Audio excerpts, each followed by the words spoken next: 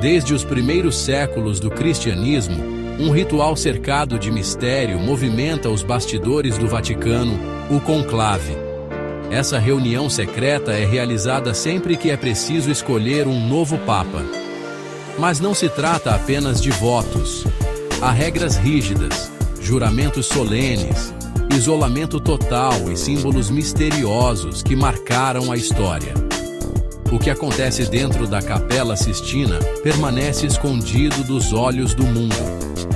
Prepare-se para conhecer os segredos, curiosidades e acontecimentos mais impressionantes que cercam esse ritual milenar.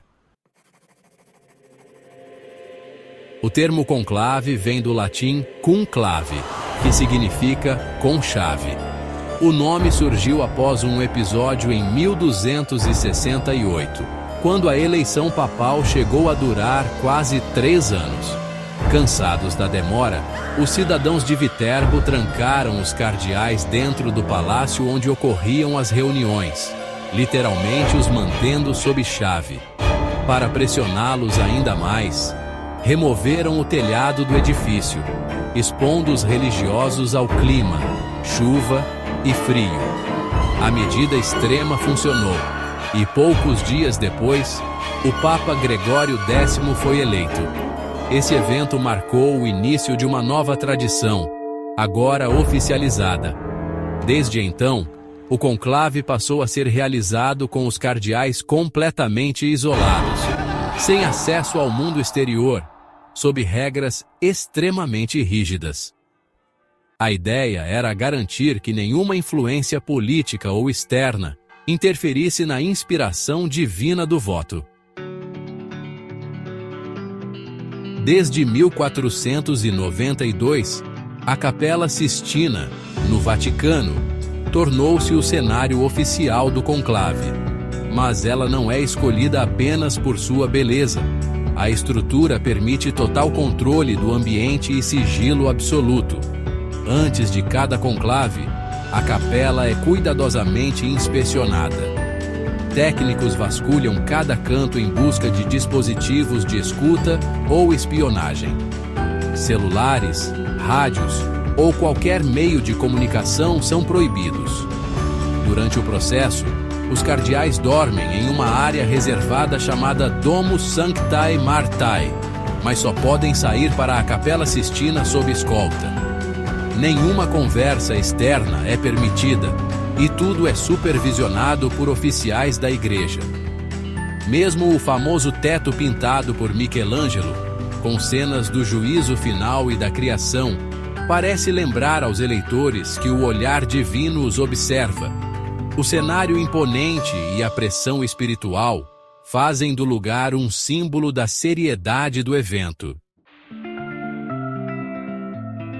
Um dos elementos mais simbólicos do conclave é a fumaça que sai da chaminé da Capela Sistina. Ela informa ao mundo se um novo Papa foi eleito. Quando a votação não atinge os 2/3 exigidos, queima-se o papel dos votos junto a produtos químicos, produzindo a fumaça preta. Se há consenso, a fumaça é branca, sinalizando que um novo líder foi escolhido. Esse ritual começou no século XV, mas foi padronizado apenas no século XX, com compostos como perclorato de potássio e antraceno para garantir a cor. A ansiedade do público que observa a fumaça é tamanha que, em 2005, durante a eleição de Bento XVI, houve confusão ao interpretar a cor. Desde então, além da fumaça, os sinos da Basílica de São Pedro também tocam para confirmar a escolha. Esse simples sinal visual se tornou um dos ícones mais emocionantes da tradição católica, onde o mundo inteiro prende a respiração por uma resposta. Antes do início do conclave, cada cardeal realiza um juramento solene diante do Evangelho, prometendo manter total sigilo sobre tudo o que ocorre durante a escolha do Papa. Esse voto de silêncio é tão rigoroso que qualquer violação pode resultar em excomunhão.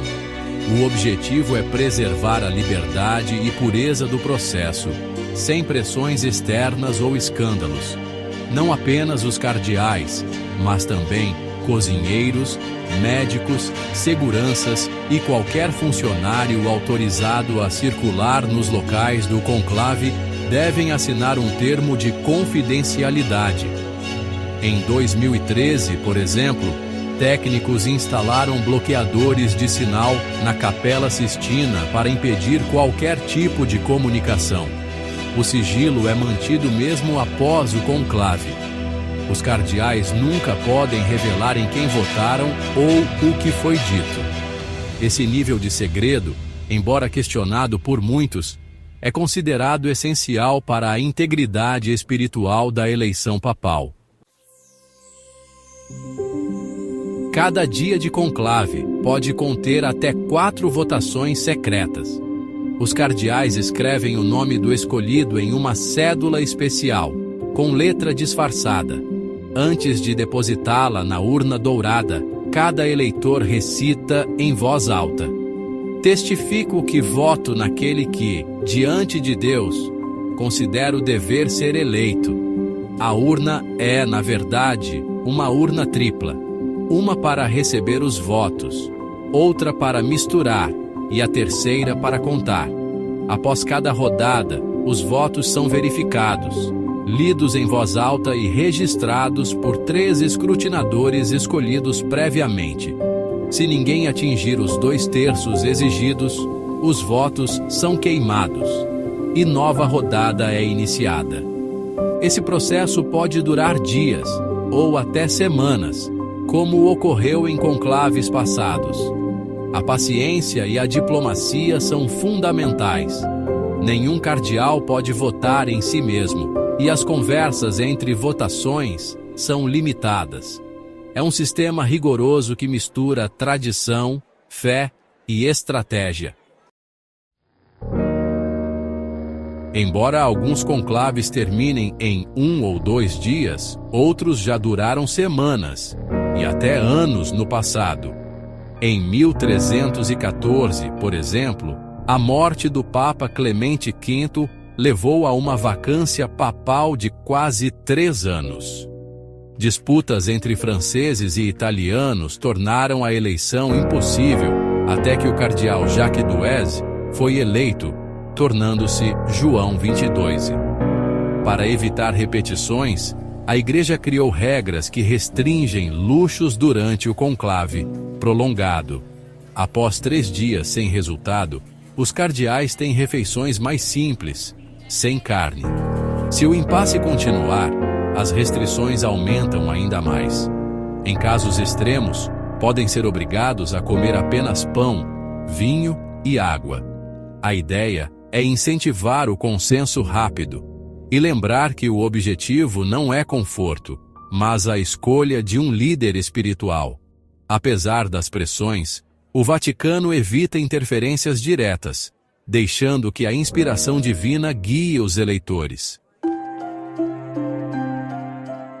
Quando finalmente um cardeal é eleito papa, ele é convidado a aceitar o cargo com a pergunta: aceita a sua eleição canônica como sumo pontífice? Se a resposta for positiva, ele escolhe um novo nome papal, inspirado geralmente em santos, papas anteriores ou ideias que quer representar. Em seguida, ele veste os paramentos brancos que já estão preparados em 3 tamanhos diferentes, pois ninguém sabe quem será o escolhido. Enquanto isso, o cardeal protodiácono sobe à sacada central da Basílica de São Pedro e anuncia ao mundo: Habemus Papam, temos um Papa. É um dos momentos mais emocionantes para os fiéis, com aplausos, lágrimas e cânticos. O novo Papa, então, surge para dar sua primeira bênção Urbi et Orbi, à cidade e ao mundo, marcando oficialmente o início de seu pontificado. O clima é de celebração e esperança para o futuro da Igreja.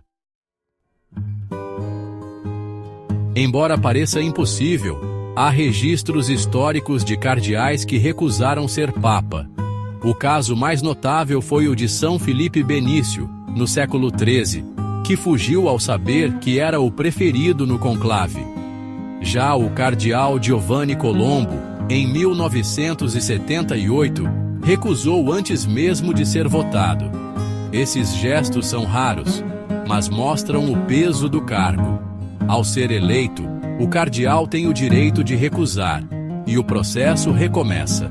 A Igreja trata com seriedade essa liberdade, pois acredita que a escolha deve ser aceita com plena consciência. Quando o eleito diz aceito, ele se torna imediatamente papa, sem necessidade de ordenação, se já for bispo. Caso contrário, é ordenado antes da posse. Essa possibilidade de recusa, embora incomum, reforça a noção de que o papado é um serviço, não um privilégio, e que nem todos estão dispostos a carregar tamanha responsabilidade espiritual. Apesar do caráter sagrado, conclaves também foram palco de intensas disputas políticas. Durante séculos, reinos europeus tentaram influenciar as eleições papais para favorecer seus interesses. No século XVII, por exemplo, as coroas da França, Espanha e Áustria tinham o direito de veto informal, chamado exclusiva, que podiam usar para bloquear certos candidatos. Esse poder causava tensões dentro do conclave, gerando alianças e até sabotagens. Um caso marcante foi o de 1903, quando o imperador Francisco José da Áustria vetou o cardeal Rampolla, que quase venceu a eleição. O veto foi aceito, mas gerou tanta polêmica que o Papa eleito, Pio X, proibiu esse tipo de interferência dali em diante. Hoje, oficialmente, não há espaço para interferências externas, mas analistas afirmam que ainda há influência indireta, com grupos conservadores e progressistas se organizando discretamente. Mesmo em tempos digitais, o conclave continua envolto em segredo absoluto.